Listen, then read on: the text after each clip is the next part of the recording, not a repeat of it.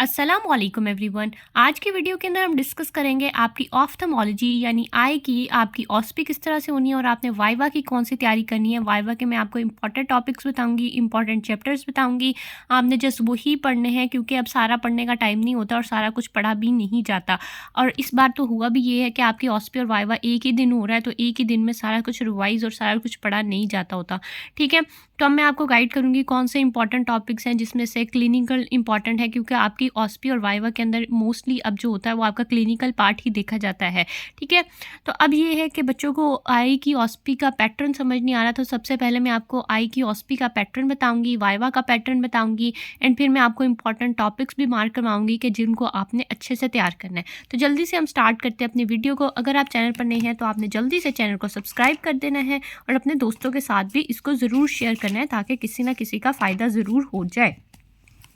चलिए जी, हम स्टार्ट करते हैं। सबसे पहले आपके ऑस्पी के कैसे होगी, तो सबसे पहले आपके दो तरह के स्टेशंस होते हैं। एक आपका नॉन ऑब्जर्व स्टेशन होना है और एक आपका इंटरेक्टिव यानी ऑब्जर्व्ड स्टेशन होता है।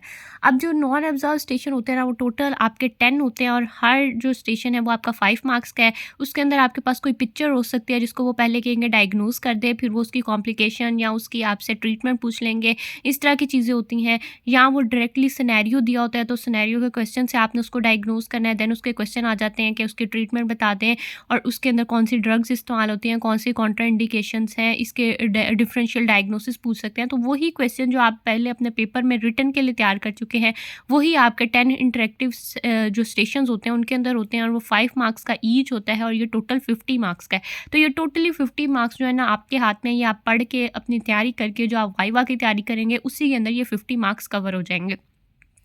उसके बाद जी हमारे पास आ जाता है जी इंटरेक्टिव आपके जो स्टेशंस होते हैं यानी जो आपके ऑब्जर्व्ड स्टेशन होते हैं, तो वो आपके पास टोटल 4 होते हैं। हर जो स्टेशन होता है वो आपके पास 10 मार्क्स का होता है। इस तरह से टोटल आपके पास 40 मार्क्स बनते हैं। 2 इंटरनल के पास होते हैं और 2 एक्सटर्नल के पास होते हैं। अब ये भी हो सकता है कि इसमें से आपके पास पेशेंट बैठा हो और वो पेशेंट पे आपको डायग्नोज करके और फिर आपसे उसके सारे प्रोसीजर वगैरह पूछें, ये भी हो सकता है। या ये भी हो सकता है कुछ कॉलेजेस में इस तरह से होता है कि ये वो ऑब्जर्व स्टेशन की जगह वाइवा ले लेते हैं। ठीक है, उनके पास पेशेंट बैठा होता है लेकिन वो उसके साथ साथ आपसे वाइवा के क्वेश्चंस भी कर लेते हैं। ठीक है, वो आपसे एग्जामिनेशन के बाद वाइवा भी ले लेते हैं, तो ये भी होता है। ठीक है, बहुत सारे लोग आपको कहेंगे कि आई के अंदर वाइवा नहीं होता, लेकिन ये जो इंटरेक्टिव स्टेशन होते हैं ना, कई कॉलेजेस के अंदर इसको वाइवा कंसीडर किया जाता है। तो कई के अंदर वो जो है वो कॉर्निया और कंजक्टाइवा पहले स्टेशन पे होता है, दूसरे पे ग्लोकोमा और स्क्विंट होता है।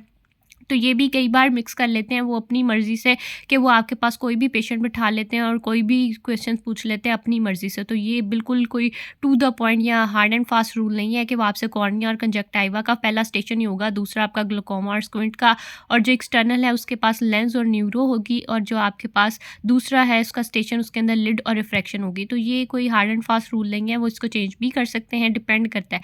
लेकिन ये हो सकता है कि इंटरनल के पास यही टॉपिक्स होंगे और एक्सटर्नल के पास यही टॉपिक्स होंगे। वो आपके पास पेशेंट चेंज कर सकते हैं, या आपके पास एक पे पेशेंट होगा एक पे पेशेंट नहीं भी होगा, तो वो आपसे उस पर वाइवा ले सकते हैं। तो ये डिपेंड करता है। ये जो आपके इंटरेक्टिव स्टेशंस हैं ये आपके ऑलमोस्ट वाइवा के स्टेशंस ही हैं। आपने इनके सारे प्रोसीजर्स भी याद करके जाने हैं, एग्जामिनेशन के पॉइंट्स भी याद करके जाने हैं और साथ ही साथ आपने वाइवा के लिए पूरा चैप्टर्स भी पढ़ के जाने हैं।